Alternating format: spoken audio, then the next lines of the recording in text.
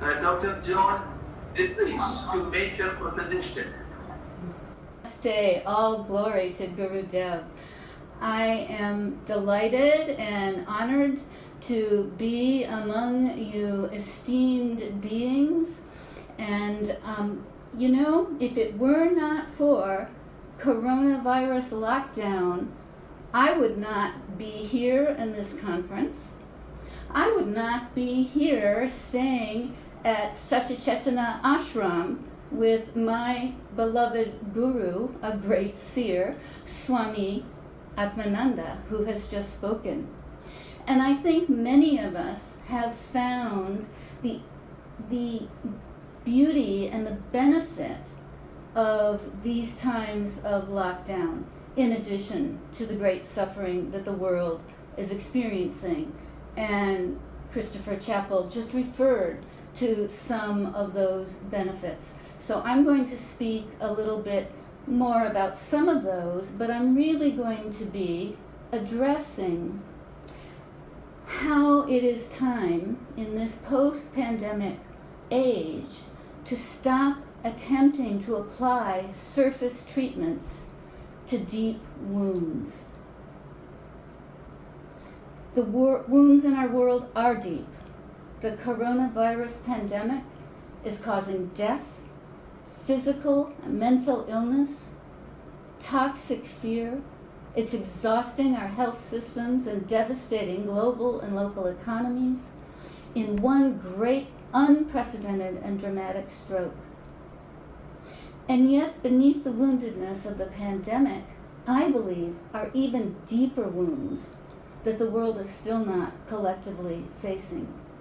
This virus, after wreaking massive havoc, will eventually naturally wear itself out, as all viruses do. But there are other problems looming in the world that will not go away on their own. These, of course, are the problems of climate change, global warming, and the safe and fair distribution of natural resources, food, and water. So as we try to understand the problems facing us in the post-pandemic world, I think some metaphorical lessons from the medical science of healing wounds can provide some insight.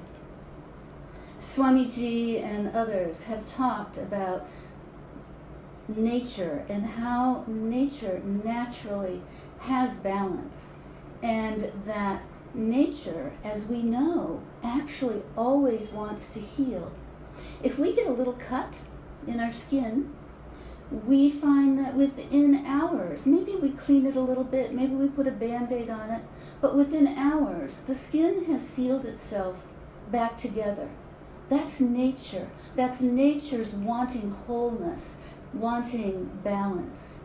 In medical science, this is called first intention healing, meaning it's the primary intention of the skin itself, the nature, the mind, the consciousness within the skin, to want to heal itself. There are lots of examples of nature healing herself, this first intention kind of healing. For example, a forest burns down and it may wreak havoc temporarily, but it gets reseeded naturally and it grows back even more lush and healthy than it was before. We have difficult to handle bacterial diseases, but eventually the body begins to make antibodies to these diseases. And as I said, even viruses naturally wear themselves out. But when we come in as humans in our materialistic way and try to solve some of these problems, we often interfere with nature's natural balance. So that if a well in my village is running dry and I pipe in water from another village, my surface solution has temporarily solved something. But where's the water going to come from to fill that second well? And this is what we do in our materialistic mind. We borrow from a fund that is not infinite, and we apply it to a situation. Even in this current pandemic, we are using superficial treatments. We put masks on just like we might put a Band-Aid over a problem. Yes, the masks have their helpfulness, as does social distancing. But these superficial treatments really don't get at the deep cause of the disease. So we need to really look into a wound before we begin treating it. This is what medical science calls the second intention of healing. When it's not easy to seal the skin back together, or when it is actually counterindicated to seal the skin back together. Nature heals from the inside out. There may be an object rooted deep underneath the skin, and that object needs to be removed or infection will arise. So that second intention healing of nature keeps the wound open for a while and allows whatever is in there to arise to the surface. Now, we also do second intention healing when it's necessary for medical intervention. So, for example, if somebody comes into hospital and they've been cut by glass, we must first, remove the shards, the shattered glass. If that glass has cut into an artery or a bone, we've got to do surgery. There's something immediate that has to be done. If we just try to seal up the skin, then we are creating a deeper problem. So I'm going to talk in a little bit about how I see this process happening in America and around the world right now. But also I want to just mention that in psychology, we naturally, as human beings, understand that we have these tendencies to really want to go for the easiest solution, the quickest solution, and the solution that we've always been familiar with. And so we don't look more deeply, we don't apply our creative thinking, we just go with, okay, let's just do this quickly, let's take care of it. We deny the depth of a problem, we minimize it, and we love to externalize blame, meaning find fault elsewhere for the problem. So here's an example. We're dealing with global warming. It is very hot. I am uncomfortable in this heat. What is my first solution? I'm going to buy an air conditioner that will be efficient and keep my personal climate controlled and cool. We do this all the time. I spend much more time and money trying to find the right air conditioner than I would looking more deeply into the global problem of climate change. This is natural to humans. This is what we do. But it just no longer is going to work. What has to change then?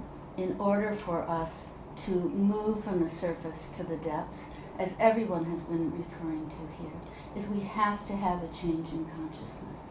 We need to start looking at all these issues from the depths of our heart. And as Christopher Chappell was just saying, I actually think that this is what's happening right now in America. I, by the way, have had the great grace of being in this lockdown situation, as I said. And so I have this vantage point immersed in the spirit and the culture of India to be observing what's happening to my fellow Americans back home. And it's good to see a few of you on here tonight. And what I see is kind of a collective weariness, a confusion, actually a dejection of the American people. Things are falling apart. The systems that we've relied on, the systems of law and order, the social systems, they're all falling apart. Things are collapsing. And I think about this, and I think about Arjuna in the Bhagavad Gita. I see him surveying the armies arranged on the battlefield of Kurukshetra. He looks around at his friends, his relatives, his teachers, everyone poised to wipe one another out, and his whole world collapses. His whole world order collapses. Dejected, confused, Arjuna lays down his arms and he says to Krishna, I will not fight. What does Krishna, his divine guru, reply to Arjuna? As we all know, but to Arjuna's surprise, Krishna says, fight. And eventually, Arjuna does fight. But first, he experiences a yogic transformation of consciousness. First, he wakes up. Similarly, in America today, I see this sort of collective dejection in which people are stunned, helpless, confused. There seems to have been a perfect storm created in America by the devastating effects of coronavirus, which has disproportionately influenced the people of color, minorities, and poverty in the U.S. And yet another brutal killing of a black man by white officers. This perfect storm has really put in the focus into how things are falling apart there, how the systems are falling apart. They're out of balance with one another.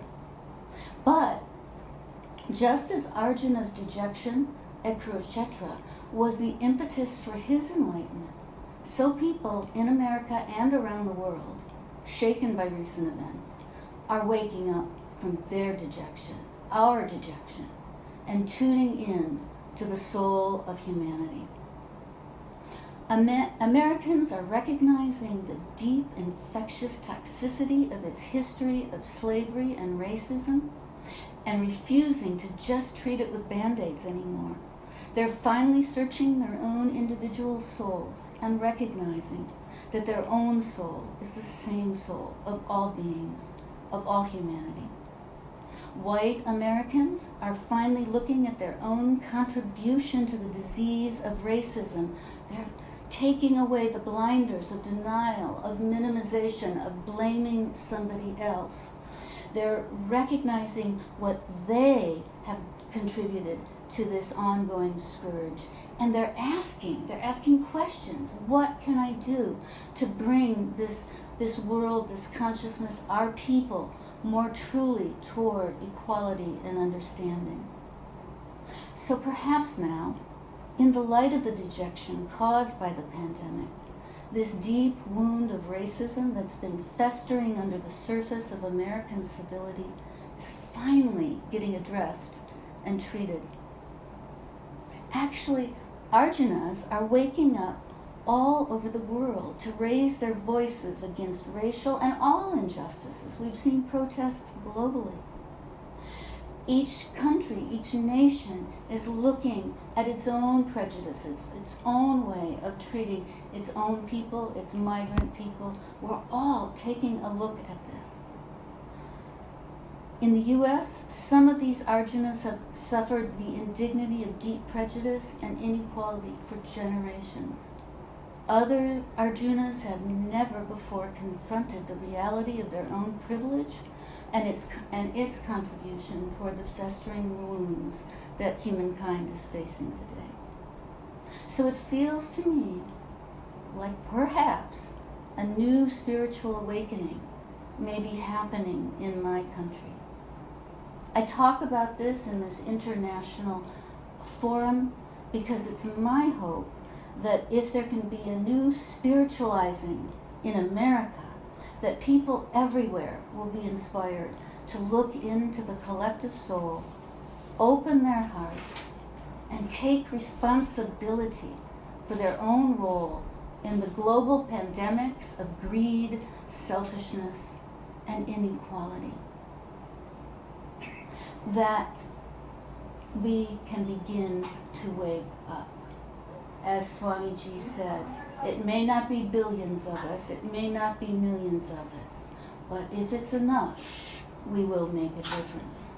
If we can address the deep wounds like systematic racism and with awakened hearts and minds, perhaps we can also begin to apply this new consciousness to our other festering global problems of climate change and wealth distribution.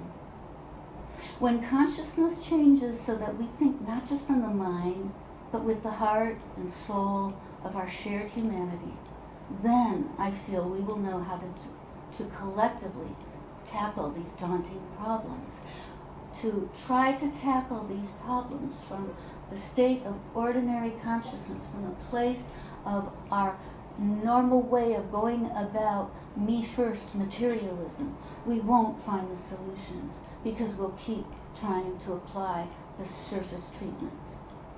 A truly awakened consciousness uses truth to get to the source of the deepest suffering. Truth has no need to minimize, blame, and deny. Frankly, I hope it only takes a pandemic to incite this change of consciousness, because I'm certain that if we do not begin to look at our problems through the lens of the heart and continue to treat our deep wounds with Band-Aids, we will only be inviting deeper systematic problems to arise.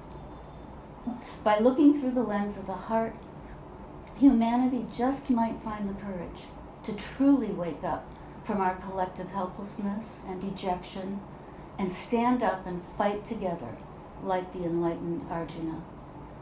Only then, when thousands, millions of awakened Arjunas are truly guided by the Guru within and become warriors of the heart, will we know what we need to do to rid ourselves of the infectious toxins of hatred, greed, and nationalistic selfishness.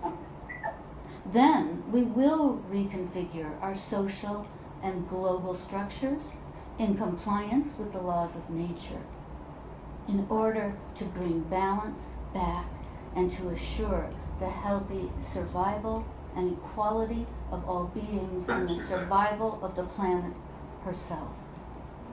And in regard to the deep wounds of racism and climate change, never again should innocent people have to cry out, "I can't breathe." My summary is that we must go deep within the heart to confront not just the coronavirus pandemic, but all the toxic, festering wounds of our global culture. And only then will we come with true solution. Thank you. Thank you, Dr. Joni Dittrich.